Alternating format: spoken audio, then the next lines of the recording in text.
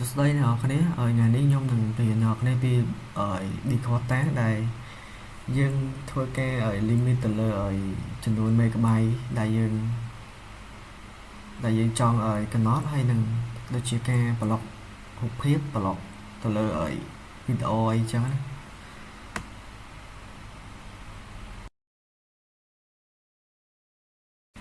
Yes មុនដំបូងយើងត្រូវចូលទៅកាន់Manage បន្ទាប់មកយើងធ្វើការ add ទៅលើrole feature ព្រមទៀតយើងធ្វើការចុច next រហូតមកហើយកន្លែងដែរយើងនឹងឃើញនេះ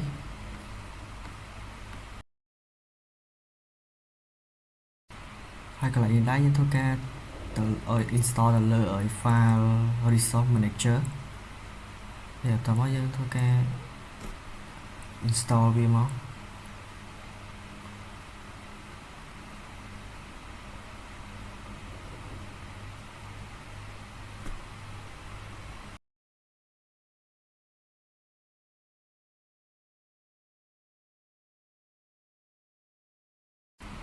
អូខេបន្ទាប់ពីយើង install ពេញហើយធ្វើការចុច close មកបន្តមកទៀត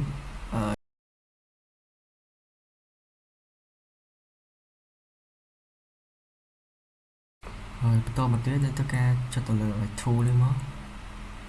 ហើយយើងនឹងឃើញfile resource manager ហើយយើងធ្វើការចុចទៅលើ Dakota management បន្តមកទៀតយើងនឹងឃើញទៅលើពាក្យ Dakota ហើយយើងធ្វើការចុច create វាមកបន្តមកទៀតយើងរើស folder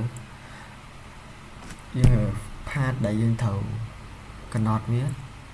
ឡូវយើងធ្វើការយកទៅលើ data sharing តទៅទៀតចុច OK មកហើយយើងធ្វើការកំណត់ចំនួន megabyte មកខ្ញុំយក100 meg ហើយបន្ទាប់មកយើងត្រូវចុច create មកប៉ុណ្ណឹងគឺយើងអាចកំណត់ចំនួន megabyte វាដែលយើងអាចធ្វើ upload បានត្រឹមតែ100 megabyte ទេ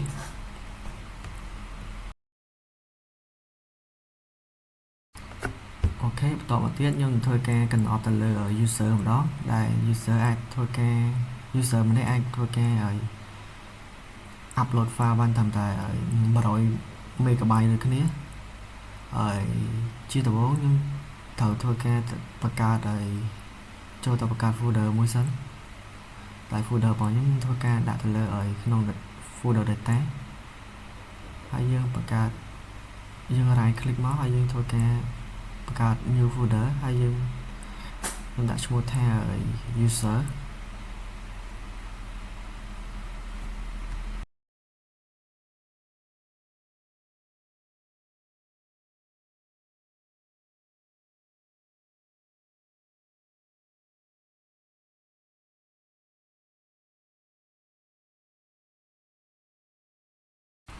បន្ទាប់ពីយើងបង្កើត folder user មួយហើយខ្ញុំធ្វើការបង្កើតទៅលើ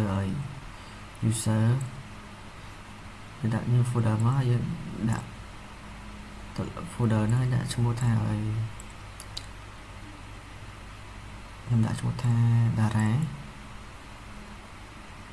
បន្តមក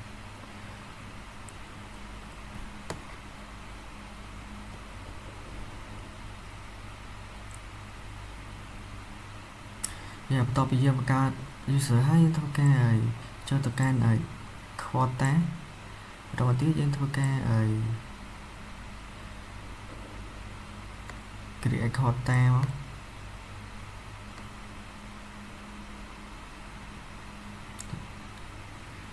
បន្តមកទៀតយើងធ្វើការទៅលើpath ដែលយើងបានបង្កើតមិញuser ហើយអូខេមកហើយកន្លែងនេះយើងធ្វើការយកទៅលើauto នេះហ្នឹងមកបន្តមកទៀតយើងធ្វើការហើយកន្លែងនេះយើងធ្វើការរើសទៅលើចំនួន megabyte យើង limit ហើយយើងធ្វើការ create មកប៉ុណ្ណឹងគឺបានហើយជាហ៊ានបន្ទាប់ខ្ញុំនឹងធ្វើការlimit ទៅលើរូបភាពឬក៏វីដេអូដែលយើង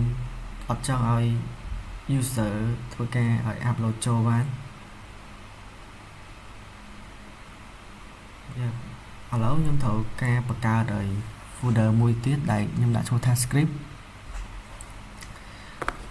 បន្ទាប់ពីបង្កើត folder ហើយធ្វើការចូលទៅកាន់ឲ្យ Dicota យើងវិញមកហើយយើងធ្វើការឲ្យ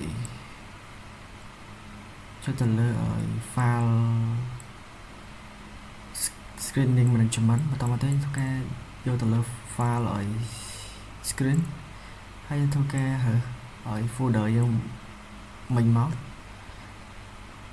នៅក្នុង data យើងយក script បន្តមកទៀតយើងកន្លែងនេះដែរគឺជាកន្លែងដែលយើងត្រូវ block ទៅលើដូចជា video ឬក៏ image ដែលយើងអត់ចង់ឲ្យ user send user upload ចូលកន្លែងនេះគឺជាកន្លែងឲ្យ customize អញ្ចឹងខ្ញុំឥឡូវខ្ញុំនឹងធ្វើការ block ទៅលើឲ្យ image ឬក៏ video ចេញចុចលើឲ្យនេះមកយើង select លើឲ្យ image ហើយនឹង video មក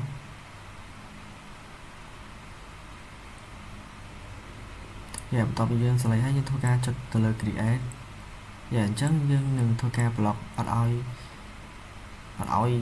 user ធ្វើការឲ្យ upload ទៅលើ image ហើយនឹង video អញ្ចឹង video ខ្ញុំមានប៉ុណ្ណឹង